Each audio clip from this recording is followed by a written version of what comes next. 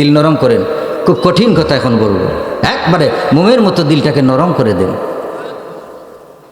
হযরত ইদ্রিস আলাইহিস সালাম বললেন, আজরাইল রে, আমার একটু দররে আজরাইল, সাকরাতুল মাউত, মৃত্যু যন্ত্রণা বুঝি এত কষ্ট রে আজরাইল, আমার রুহটা তুমি বের করে নিয়েছো, আমার কলিজা শিরে সাই সাই হয়ে গেছে, আমারে দররে দর, একটু পানি দাও রে আজরাইল, আমি বসা ছিলাম আর উঠতে পারি না, আমাকে তুমি ধরে দাঁড় করাও।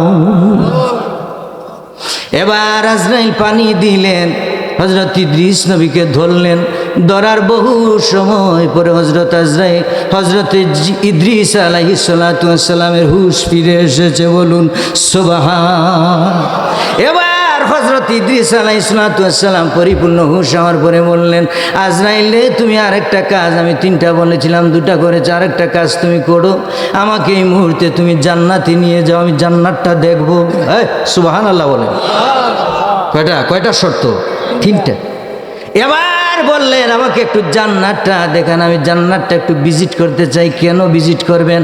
আমি দেখবো রে জান্নাতটা কত সুন্দর, আমি জান্নাতের লোভে পড়ে যেন আল্লাহর ইবাদতটা আরো বৃদ্ধি করতে চাই। বলুন সুবহান।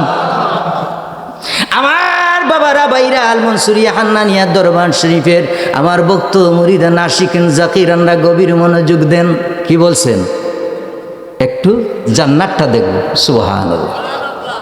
এবার বললেন, তাইলে ঠিক আছে, জান্নাতের সামনে নিলেন, জুতাটা এখানে রাখেন, রাইকে আপনি জান্নাতটা ঘুরেন, ঘুরে আবার এখানে চলে আসেন, আমি এখানে দাঁড়ানো আছি। সুবহানাল্লাহ। কথা বলেন না কেন? বহু সময় পার হয়ে গেছে, ইদ্রিস নবী জান্নাত ঘুরে কিন্তু জান্নাতের ভিতর থেকে বাহিরে আসে না। আজরাইল বলতেছে, আপনি বাইরে আসেন না কেন, কি হয়েছে? কয়, তাড়াহুড়া কইরেন না। সুবহানাল্লাহ, সুবহানাল্লাহ। কয়, তাড়াহুড়া কইরো না আজরাইল, কুল্লু নাফসিন যায়িকাতুল মাউত, আল্লাহ তো বলেছে প্রত্যেক প্রাণী একবার তার মৃত্যুর স্বাদ গ্রহণ করবে। তুমি বলো রে, আমি কি মরি নাই? আমাকে কি তুমি মারো নাই? চুপ হয়ে গেছে আজরাইল। আশ্চর্য, অবাক, আসলে তো কথা তো ঠিক, আমি তো মেরেছি।